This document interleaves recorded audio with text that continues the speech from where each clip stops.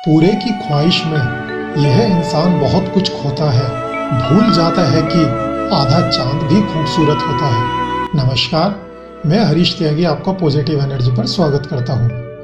एक कॉलेज में एक नया एकेडमिक सेशन शुरू हुआ और साइंस के प्रोफेसर फर्स्ट ईयर स्टूडेंट्स की पहली क्लास लेने पहुंचे। उन्होंने क्लास में लेक्चर देना शुरू किया। क्लास के सभी स्टूडेंट्स बड़े इंटरेस्ट से उनके लेक्चर को सुन रहे थे और उनके पूछे गए सवालों का जवाब दे रहे थे। लेकिन उन स्टूडेंट्स के बीच क्लास में एक स्टूडेंट ऐसा भी था जो चुपचाप और गुमसुम बैठा हुआ था। प्रोफेसर ने पहले ही दिन उस स्टूडेंट को नोटिस कर लिया, लेकिन कुछ बोले नहीं। लेकिन जब 4-5 दिन तक ऐसे ही चलता रहा तो उन्होंने उस स्टूडेंट को क्लास के बाद अपने केबिन में बुलाया और पूछा, बेटा तुम्हारा नाम क्या है? स्टूडेंट ने जवाब दिया, सर शांतनु।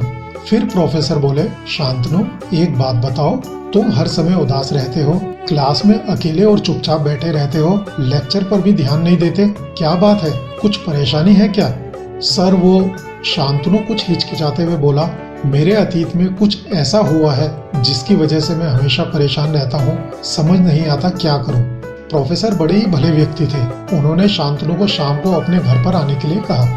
शाम को जब शांतनु प्रोफेसर के घर पहुंचा तो प्रोफेसर ने उसे अंदर बुलाकर बैठाया, फिर खुद किचन में चले गए और वहां शिकंजी बनाने लगे। उन्होंने जानबूझकर शिकंजी में थोड़ा ज्यादा नमक डाल दिया।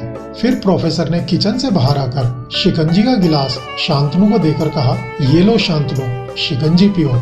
शांतनु ने गिलास हाथ में लेकर जैसे ही शिकंजी का एक घूंट पिया, अधिक नमक के स्वाद के कारण उसका अजीब सा मुंह बन गया। यह देख प्रोफेसर ने पूछा, क्या हुआ शांतनु, शिकंजी पसंद नहीं आई? नहीं सर, ऐसी बात नहीं है, बस शिकंजी में नमक थोड़ा ज्यादा है, शांतनु बोला। अरे अब तो ये शिकंजी बेकार हो गई, लाओ गिलास मुझे दे दो, मैं इसे फेंक देता हूँ। प्रोफेसर ने शांतनु से गिलास लेने के लिए अपना हाथ आगे बढ़ाया, लेकिन शांतनु ने मना करते हुए कहा, नहीं सर, बस थोड़ा सा नमक ही तो ज्यादा है, थोड़ी चीनी और मिलाएंगे तो शिकंजी का स्वाद ठीक हो जाएगा।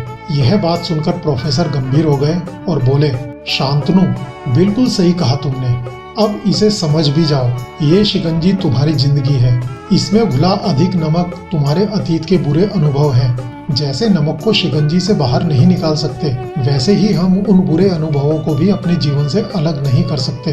वे बुरे अनुभव भी जीवन का हिस्सा ही है, लेकिन जिस तरह हम चीनी घोलकर शिकंजी का स्वाद बदल सकते हैं, तो वैसे ही बुरे अनुभवों को भूलने के लिए जीवन में मिठास तो घोलनी पड़ेगी ना। इसलिए मैं चाहता हूँ कि तुम अब अपने जीवन में मिठास घोलो।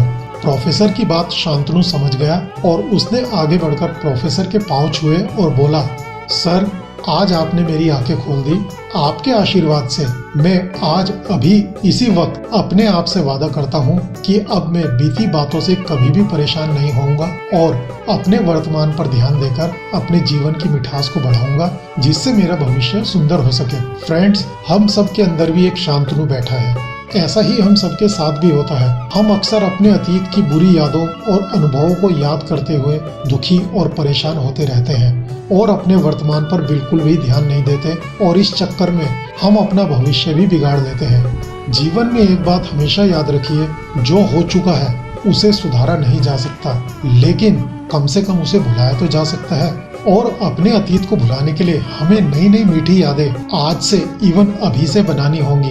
अपने जीवन में मीठे और खुशनुमा लम्हों को लाइए, तभी तो जीवन की मिठास बढ़ेगी। बहुत चल लिए दुनिया के पीछे पीछे, बहुत चल लिए दुनिया के पीछे पीछे, अब खुद को आगे करने की बारी है। दुनिया से दोस्ती तो बहुत कर ली, दुनिया से दोस्ती तो बहुत कर ली, अब यारो खुद से खुद की यारी है। तो फ्रेंड्स, अपने जीवन में मिठास घोलते रहिए और अपने भविष्य को और सुनहरा बनाते जाइए। इस वीडियो को देखने के लिए आपका धन्यवाद। नमस्कार।